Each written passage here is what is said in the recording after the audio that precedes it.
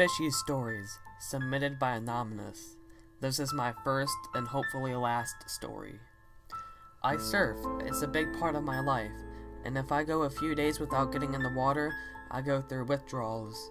In the last year, my work schedule has changed, so that I am working a lot of late evenings, usually getting home around 4 a.m. I live on the beach, and have gotten myself into a routine of coming home, grabbing a bowl of cereal, and then getting my board and heading to the beach around 4:30 a.m. It's still dark at this time, but most nights the moonlight and the glow from the pier is enough to illuminate the waves. I will usually surf for a couple of hours, catch the sunrise, and then head home. Most days the beach is empty for the first hour or so, with the exception of the occasional jogger. Monday starts off with the usual routine. I usually stay pretty close to the pier, but the rip current was strong, and on days like that I just drift with the current until I hit a point about half a mile down from the pier.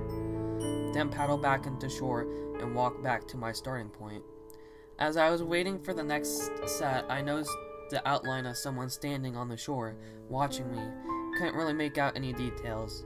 Just then, there was indeed a person there. Really didn't think twice about it, as it's not uncommon for people to stop and watch for a few minutes. I continued surfing and putting him out of my mind.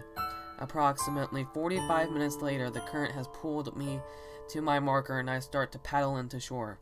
It's then that I noticed what I think is the same person from earlier, still lingering, which is odd because I've been out there for a while and had drifted a fair distance. He apparently followed along the whole time on the shore, just watching me. I reach the shore, throw a quick glance in his direction. He's a husky white male about 40-ish, wearing some shorts and a ratty-looking red 49er shirt from what I can see. He's about 15 feet behind me in the shadows, and I start walking briskly back up the beach towards the pier and my beach access ramp. He follows along, always keeping the same distance, even though I speed up and slow down a few times, just to see how he reacts. Nothing is said, but it's clear he's following me at this point. I get to the beach access ramp, turn around, and he's gone. He must have ducked behind one of the hotel stairwells, is all I can think of, but I wasn't going to look for him and just chalked it up to one of the local homeless or eccentrics the area attracts, and didn't really give it any much thought. End of story, right? Not exactly. Fast forward to the next morning. It's overcast and a little darker out. It's my routine, and I'm back on the beach about 4:45 a.m. The swells are light and I'm close to the pier, just floating as there's no rip current this day. I start to get that you are being watched feeling, and can't seem to shake it. Looking around, the beach and pier are deserted, except I notice what looks like a lone fisherman standing above me on the pier, but can't really make out any of his details as he is backlit, and I can only see his outline. I didn't notice a pole, and he just seems to be standing there. I get into a wave, and as I glance back, it looks like the guy threw something into water at that moment. I didn't think anything of it until a few minutes later. I glanced back, and it appears he just tossed something else into the water. As soon as I look in his direction, he stops what he's doing and just stands there, motionless. So now I'm curious, what's he up to? The sky is lightening up a bit, and the next set of waves roll through. This time, as I start to paddle into the wave, I am watching him over my shoulder. As soon as it looks like my attention is elsewhere, the man tosses in several more objects, yet stops as soon as I turn back towards him. It finally dawns on me what he's doing. He's chumming the water by tossing chunks of meat into the sea around me. You chum to attract fish. The bigger pieces you use, the bigger fish you attract, and these were not small. This guy has no fishing gear with him, and he is attempting to attract sharks right to where I am, in the dark water, maybe 150 yards offshore. I'm instantly a mix of fear and anger. I start paddling hard but steadily into shore. Then he drops all pretense and dumps an entire bucket over the side of the pier while starting to walk back towards the shore end. As I get out of the water, I start to move towards the pier stairwell, intent on confronting him. I'm no punk, and this guy just put me into a dangerous situation. He's coming down the pier in my direction as well, and this is when I finally get a decent look at the guy. He appears a little heavy set, and he's wearing a red shirt. A red 49er shirt. The same guy from the day before. At this moment, a strong feeling comes over me that I need to get out of there instead of escalating the situation further. I am not the toughest guy on that block, but I've had my share of scraps and generally don't shy away from confrontation, but something inside of me felt very wrong. I changed direction and began walking towards the beach access ramp and home. He comes down the stairs and continues to follow me at about a 10-foot distance. The only sounds are the waves crashing on the shore as we play out our low-speed pursuit across the sand. I go to the beach ramp and start to go up. Now this ramp has a 90-degree turn about halfway that leads to a 30 or so yard long walkway between two condo buildings to access the street. Once I hit the 90-degree turn and I'm out of his immediate line of sight, I book it in double time to the far end of the walkway, putting some distance between us. I'm still going back and forth in my head if I should confront him or not. I stop and wait at the far end of the hallway as he turns the corner at the 90-degree bend and just stops. We just stare at each other in silence. After what felt like ages, but was probably all of 20 seconds, he reaches into his waistband and draws out what I take to be a fillet knife. I can see its reflection in the light. He waves to me with another hand, lets out a short, sharp laugh, and quickly spins on his heels, disappearing back down the ramp and out of sight. I decided I had enough and taking a slightly roundabout route to make sure he wasn't tailing me still, headed home. I haven't seen him since, but I also haven't been back to the beach in a few days. Guy in My Closet by Thinny Thorn. So there is a guy in my closet I'd like not to meet again, but I'll start at the beginning and we can go from there.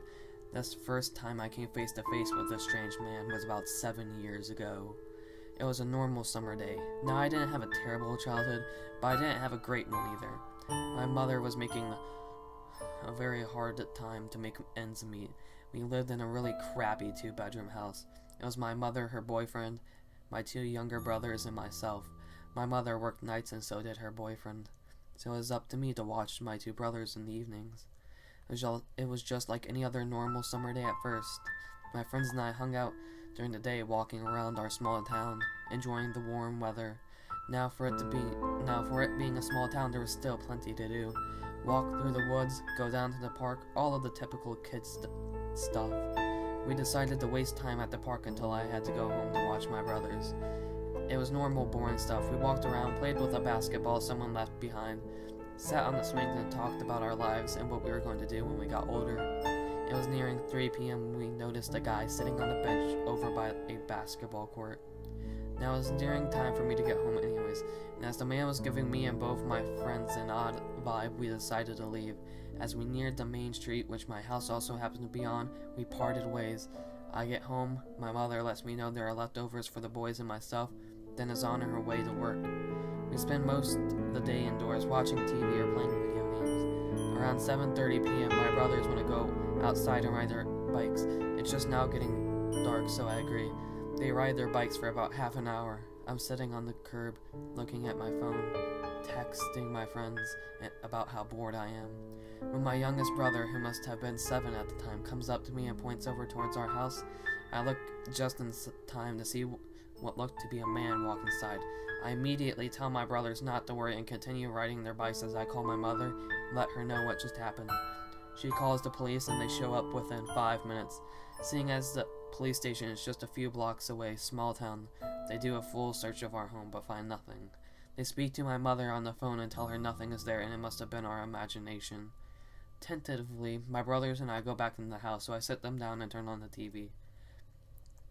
Time flies and I look up. It's already 9:30 p.m. I really got to get them to bed soon. I head upstairs to go into our closet. All 3 of us share one bedroom, so all of our clothes are stuck in one closet. I turn on the closet light and start digging through the pile of clothes on the floor that we never got around to putting away.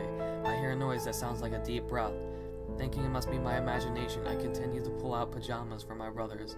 I grab their PJs and go to pull the strings that turns off the light. Out of the corner of my eye, I see movement. I look over and I see a face peering out of the large pile of clothes. The man was hiding under our clothes in my closet. He made a sudden movement and I book it. I just take off running. I can hear him struggling to get out of the clothes, so I don't stop running.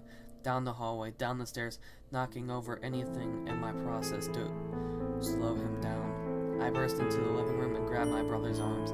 practically pulling them out of their sockets in my attempts to drag them from the house. We were outside and 3 blocks away before I quit dragging them behind me. I reached for my phone to call the police, but it's not in my pocket. I left it on the couch, so we hoof it. I drag my brothers behind me into the middle of the night.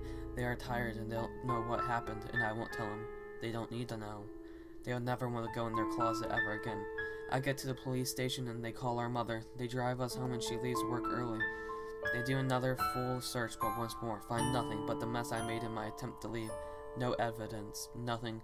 They basically told me to stop wasting their time and they left. My mother said she believed me, but of course I knew it was just something she would say to console me. She says I can stay the night at a friend's if I can get a hold of someone, just to make me feel better. We all go inside. My mom sends my brothers to get cleaned up for bed. I walked over to the couch where I left my phone. It wasn't there though. It was smashed to pieces on the floor. Very obviously smashed by a hammer, seeing as the hammer is sitting right next to it. I call my mother over and show her the mess of my phone on the ground. She walks over to our storage cabinet and pulls down the only toolbox we have. She opens it and our hammer is still inside. I didn't realize what it meant at the time, but now that I think about it, that man was in my home, in my closet, in my room, with a hammer, just waiting and hoping for me and my younger brothers to fall asleep.